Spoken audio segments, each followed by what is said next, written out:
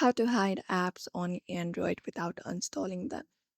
If you'd like to hide apps on Android without uninstalling them, you may follow up these steps. So, what you may do is you may basically access your home screen settings for that. So, the settings may vary depending upon phone, but if you're specifically on Samsung, you can look out for this section and look out for the three dot in the top right corner. And after you find it up, look out for settings option and open it up.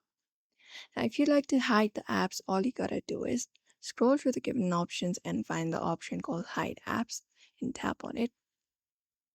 And once you find it, you may just go ahead and select the application that you would like to hide. For example, this. And basically tap on done. Once you've selected the list of apps that you would like to hide without even installing them, and that will basically specifically hide the application that you are trying to hide from your device.